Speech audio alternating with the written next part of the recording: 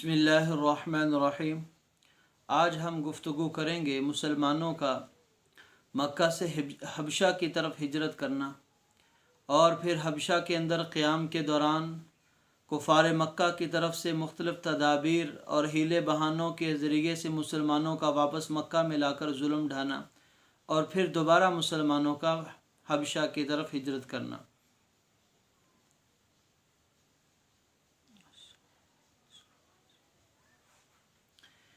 چنانچہ نبوت کے 5ویں سال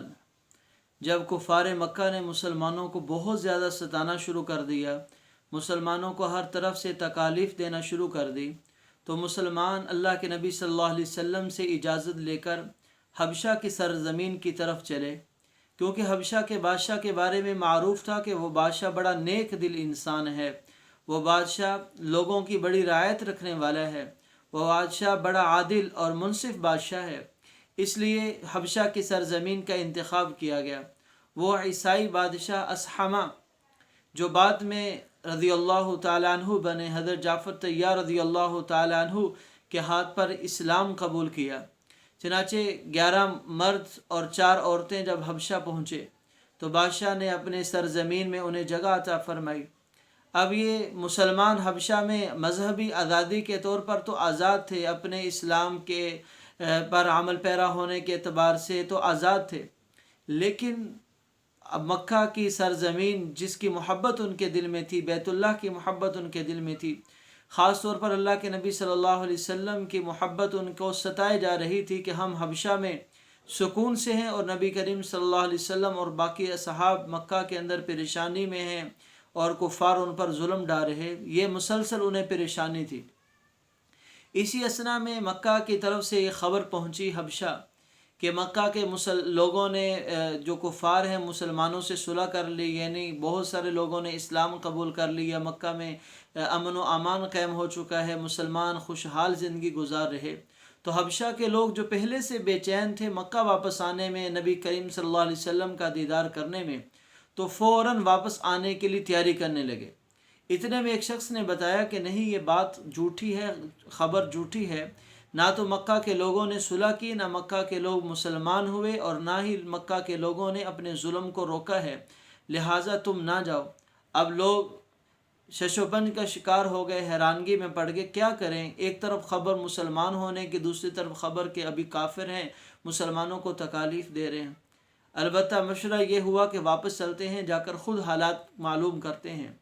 اور لوگ واپس آئے، جب مکہ کے اندر داخل ہوئے، مختلف لوگوں کی امان لے کر مکہ میں داخل ہوئے، تو مکہ کے لوگ تو پہلے والا ظلم مسلسل ڈھا رہے تھے، مزید انہوں نے ترقی کر دی۔ جو مسلمان حبشہ سے آئے تھے ان پر مزید ظلم زیادتیاں شروع کر دی اور مسلمان مزید اذیتوں میں چلے گئے۔ تو نبوت کے تقریباً 7ویں سال دوبارہ پھر ہجرت کا حکم ملا، اور یہ ہجرت کرنا مسلمانوں کے لیے مشکل ترین کام تھا، کیونکہ پہلے تو چپکے سے نکل گئے تھے اور اب لوگوں کو پتہ تھا کہ کسی وقت بھی ہجرت کر سکتے ہیں، اس لیے مکہ کے تمام راستوں کو بند کر دیا گیا، ان کو ہجرت سے روکنے کے لیے ہر طرح سے اقدامات کیے گئے۔ لیکن پھر بھی اللہ کے حکم سے 82 کے قریب مرد اور 20 کے قریب عورتیں دوبارہ حبشہ کی طرف ہجرت کر کے چلے گئے۔ اب مسلمان مکہ سے حبشہ میں چلے گئے۔ اب کفار مکہ نے سوچا کہ اتنی بڑی تعداد حبشہ میں چلی گئی، وہاں جا کر اپنے اسلام کو پھیلائیں گے، اور وہاں کا بادشاہ بھی بڑا عادل ہے، کہ یہ نہ ہو کہ بادشاہ سے مل کر یہ لوگ مکہ پر چڑھائی کر دیں اور پھر ہم سب کو ختم کر دیں۔ کیوں نہ ہو کہ ایسی سازش چلی جائے، ایسی چال چلی جائے جس سے وہاں کے مسلمان دوبارہ مکہ واپس آ جائیں اور مسلمانوں کا دین بھی وہیں رک جائے۔ تو انہوں نے یہ بات طے کی۔ تو عمرو بن عاص اور عبداللہ بن ربیعہ یہ دونوں مکہ کے سرداروں میں سے وہاں منتخب ہو کر گئے کفار مکہ کی طرف سے بات چیت کرنے کے لیے حبشہ کے بادشاہ اسحمہ سے۔ یہ وہ بادشاہ تھا، وہ خوش قسمت انسان تھا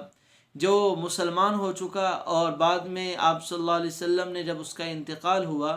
تو اس کا نماز جنازہ بھی پڑھایا، جو صورت کے اعتبار سے تو غیب تھا لیکن حقیقت میں سامنے تھا، کیونکہ بہت ساری روایت کے اندر معلوم ہوتا ہے کہ صحابہ کرام فرماتے ہیں نبی کریم صلی اللہ علیہ وسلم نے کہا تمہارے بھائی اسحمہ کا انتقال ہو گیا، اس کے جنازہ پڑھنا ہے۔ ہم نے صفیں بنائی اور آپ صلی اللہ علیہ وسلم نے 4 تکبیر کے ساتھ نماز جنازہ پڑھا۔ تو یہ بادشاہ کے دل کے اندر اللہ رب العزت نے بڑی خیر رکھی تھی۔ الغرض مکہ کے لوگ وہاں بادشاہ کے پاس گئے اور کہا کہ تمہیں معلوم نہیں، یہ جو لوگ مسلمان تمہارے پاس آئے ہیں انہوں نے ہمارے آباء و اجداد کو برا بھلا کہنا شروع کر دیا، ہمارے دین کو چھوڑ دیا، تمہارے دین کو قبول نہیں کیا، عجیب ہی طرح کے دین کو یہ اپنائے ہوئے ہیں۔ اور بادشاہ کو بڑا غصہ آیا، کہا کہ اگلے دن مجلس میں تم بھی آنا، مسلمانوں کو بھی جمع کیا۔ اب مسلمانوں کو بادشاہ نے اپنے دربار کے اندر طلب کیا اور پوچھا کہ یہ لوگ کیا کہہ رہے ہیں، تم نے کیا کر دیا؟ نہ تو ان کے دین پر ہو، نہ تم نے ہمارے دین کو قبول کیا، تمہارا الگ ہی دین ہے۔ تو اس پر جعفر طیار رضی اللہ تعالیٰ عنہ نے مسلمانوں کی طرف سے نمائندگی کی اور بات چیت کی، کہا کہ بادشاہ غور سے سنو،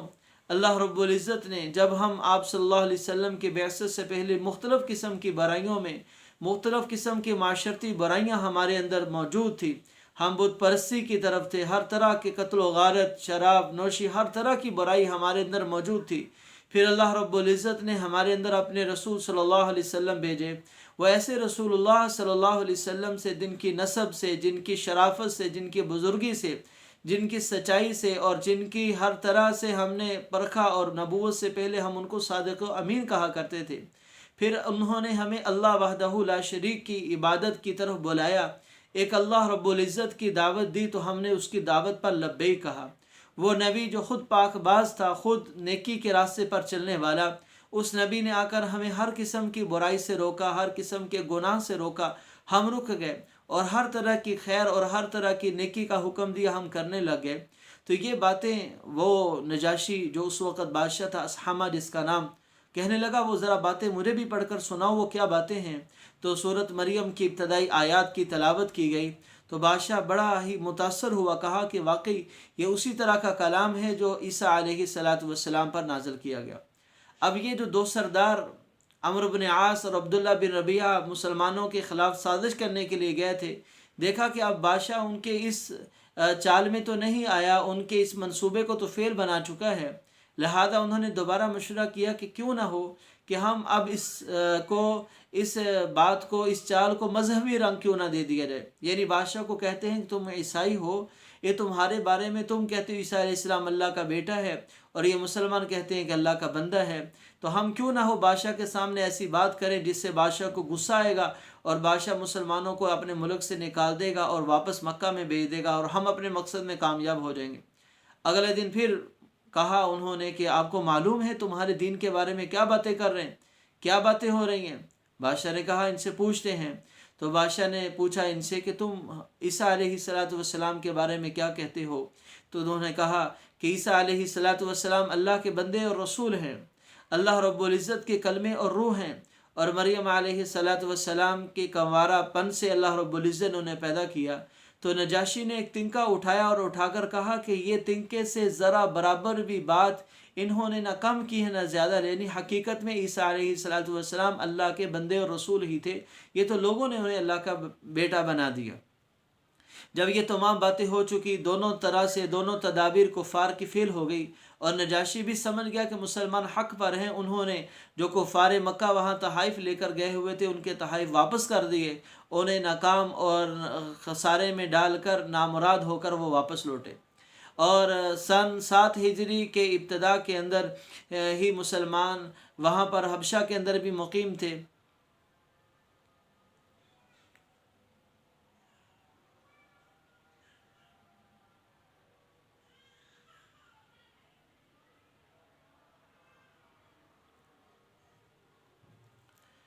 اسی طرح ایک طرف تو مسلمان جو حبشہ کے اندر موجود تھے عافیت کے ساتھ، امن و امان کے ساتھ زندگی گزار رہے تھے، دوسری طرف سن 6 ہجری کے اندر حضرت ارقم رضی اللہ تعالیٰ عنہ جس کا گھر صفا پہاڑی کے قریب تھا، وہاں پر پہلا اسلام کا مدرسہ قائم ہوا، یعنی وہ 7ویں 8ویں نمبر پر مسلمان ہوئے تھے۔ تو جو بھی مسلمان ہوتا تو ان کے گھر کے اندر چھپ کر عبادت کی جاتی، اللہ کی بندگی کی جاتی، تو ان کے گھر کو پہلا مدرسہ قائم کیا گیا، خفیہ طور پر اللہ کی عبادت ہو رہی تھی۔ لیکن آپ صلی اللہ علیہ وسلم نے جب حضرت عمر رضی اللہ تعالیٰ عنہ کو دعا میں مانگ لیا اور آپ کے چاچا حضرت حمزہ رضی اللہ تعالیٰ عنہ بھی مسلمان ہو گئے، تب مسلمان اعلان اللہ کی بندگی کرنے لگے، اللہ رب العزت کے لائے ہوئے دین کو لوگوں کے سامنے بیان کرنے لگے، بیت اللہ میں آ کر نمازیں پڑھنے لگے۔ تو یہ سن